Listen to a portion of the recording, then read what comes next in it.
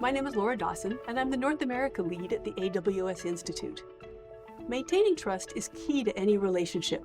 To learn how AWS helps customers safeguard privacy while still taking advantage of digital modernization opportunities, I'm here with Chad Woolf, Vice President of Security Assurance at AWS.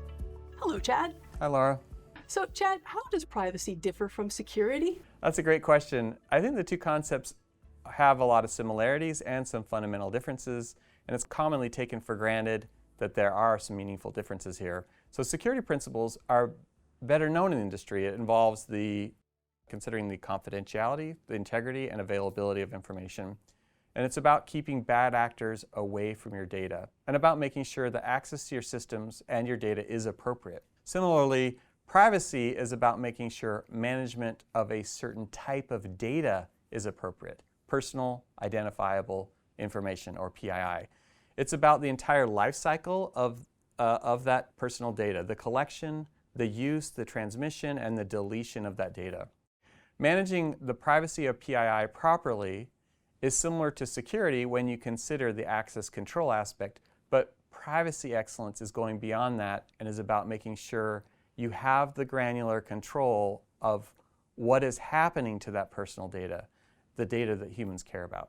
It really does present a fundamentally new type of challenge. So with that challenge, what do companies and governments have to do to get or to keep the right focus on privacy?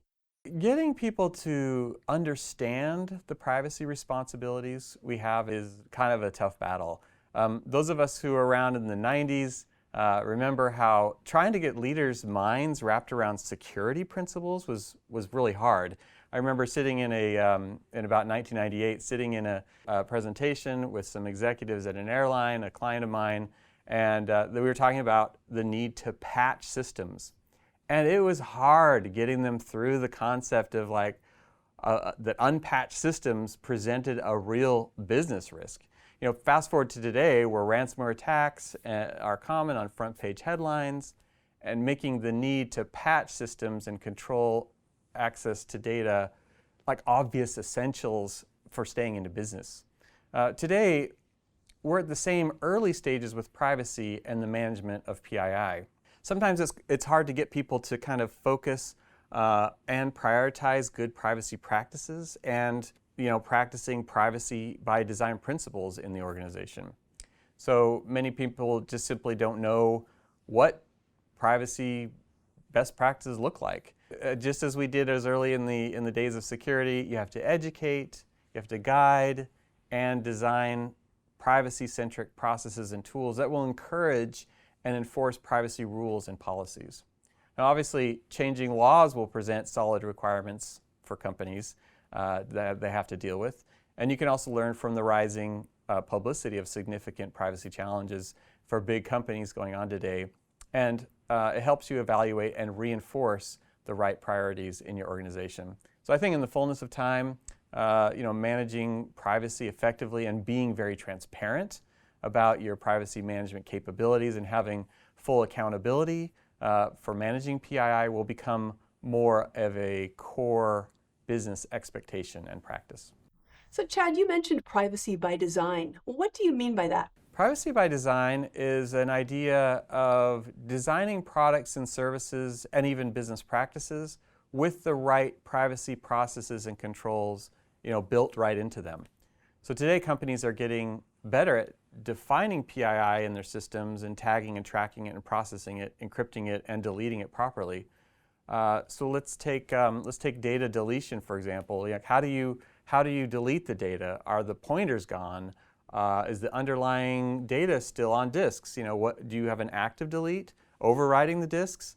What about backups? Are they being deleted properly?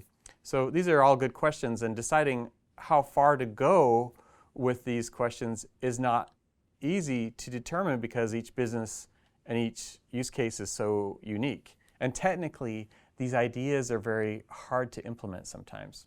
So you need to provide privacy by design principles to engineers and to data managers in order not only to meet the privacy requirements you have today, but also those that you'll have in the future.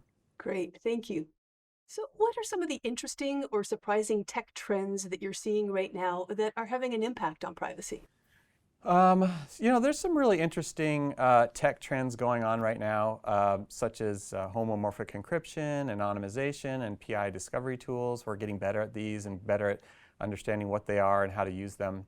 However, the privacy challenges that data controllers are facing today aren't just a technical or technology challenge, but also a business challenge of how to get value out of the data they control in a way that meets the privacy best practices and the customer interests. One of the most surprising things about today is how quickly the customer expectations around privacy are becoming front and center, and how these things are actually becoming part of purchasing decisions. The trend is happening at a very quick pace in Europe and is growing at a strong rate here in the US and in the Asia-Pac region. Chad, there's a lot of IT managers who are coming in at the tail end of the process after a lot of the IT transformation work has been done. Do you have any recommendations for them? If you're not able to do this at the transformation phase and your org is already well past that stage, I'd recommend to pursue some privacy certifications or audits, even if they're not required for your business, as these are good ways to build in the privacy control structure that you need.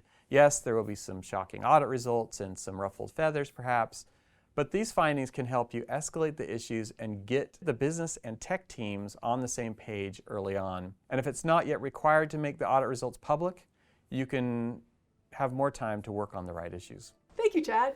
Thank you, Laura. It's great to be here. And if people want more information, they can look at the AWS Data Privacy website, and that's available in the links below in the description box.